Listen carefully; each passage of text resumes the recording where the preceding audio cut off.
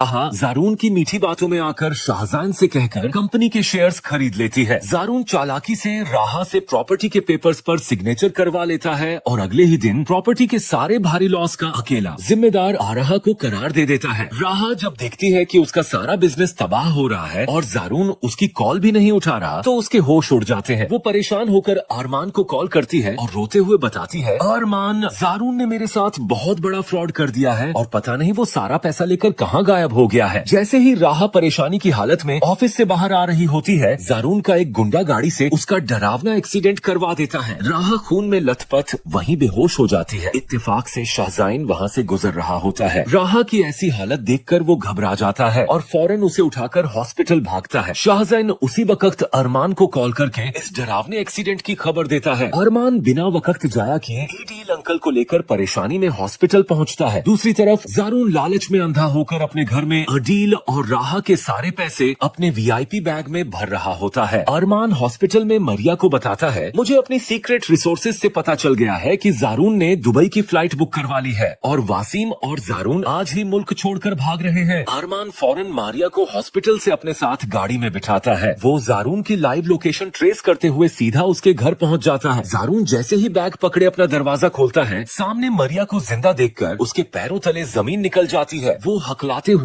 अनजान बनने की कोशिश करता है, बेबी तुम यहाँ आ गई, मैं तुम्हारे पास ही आ रहा था। लेकिन मरिया गुस्से में आग बबूला हो जाती है और जारून के मुंह पर एक जोरदार थप्पड़ रसीद करती है। जारून, अब तुम्हारा घिनौना खेल हमेशा के लिए खत्म हो गया। तभी पीछे से पुलिस की फोर्स आगे बढ़ती है और जारून और वसीम को हथकड़ियां लगाकर अरेस्ट कर लेती है। जारून रोते हुए मरिया से माफिया मांगता है, मुझे माफ कर दो, लेकिन पुलिस उन दोनों बाप बेटे को घसीटते हुए वैन में डालती है और सीधा जेल की काल कोठरी में बंद कर देती है, जहाँ अब उनकी किस्मत में सारी जिंदगी के पछतावे के सिवा और कुछ नहीं। दूसरी तरफ हॉस्पिटल में राहा की तबीयत ठीक हो जाती है और कबीर उसे हिफाजत से घर ले आता है। अगले ही दिन शाहजान हाथ में गुलाब का गुलदस्ता लिए राहा के घर आता है और कबीर से राहा के रिश्ते के लिए बात करता है। कबीर खुशी से रिश्ते के लिए हाँ कर देते हैं, लेकिन तभी अरमान और आदिल भी वहाँ दाखिल हो जाते हैं। अरमान आगे बढ़ता है और सबके सामने कहता है, राहा, मैं सिर्फ तुमसे मोहब्बत करता हूँ। फिर वो अपनी जेब से मोबाइल निकालता है और एस आया की सारी सीक्रेट ऑडियो रिकॉर्डिंग सबको सुना देता है। मामी आसिया की यह घिनौनी साजिश सुनने के बाद राहा रो पड़ती है। वो फौरन आगे बढ़कर अरमान को अपने गले से लगा लेती है और माफी मांगती है। शाहजान यह सब देखकर समझ जाता है और मुस्कुराते हुए राहा से कहता है, राहा, तुम अरमान से सच्ची मोहब्बत करती हो, तुम्हें इसी से शादी करनी चाहिए। जब एडील को अपनी बीवी आसिया की इस घटिया साजिश का पता चलता है तो वो गुस्से में पागल हो जाते हैं। वो फौरन घर पहुँचते हैं, आयसाया के मुंह पर थप्पड़ मारते हैं और उसे 3 बार तलाक देकर हमेशा के लिए अपने घर से धक्के मारकर निकाल देते हैं। उसके बाद अरमान पुलिस के जरिए जारून और वासीम के अकाउंट से सारे पैसे निकलवा कर एडील का बिजनेस दोबारा आसमान पर पहुंचा देता है। राहा भी अब पूरे कॉन्फिडेंस के साथ अपने नाना का बिजनेस ज्वाइन कर लेती है। एक दिन अरमान मुस्कुराते हुए राहा के पास आता है और उसे शादी के लिए प्रपोज करता है। राहा शर्म से हाँ कर देती है। अगले ही दिन कबीर मौलवी साहब को बुलवाते हैं और खुशी खुशी दोनों का धूमधाम से निकाह पढ़वा देते हैं, जिसके बाद अडील भी अपना सारा बिजनेस और एम्पायर राहा और अरमान के नाम कर देता है। तो दोस्तों, क्या एडील ने धोखेबाज आसिया को तलाक देकर बिल्कुल सही फैसला किया? अपनी कीमती राय कमेंट सेक्शन में लाजमी बताइएगा और हमारे चैनल को लाइक, शेयर और सब्सक्राइब करना मत भूलना। ये हमारी प्रेडिक्शन है जो सिर्फ एंटरटेनमेंट पर्पस के लिए बनाई गई है।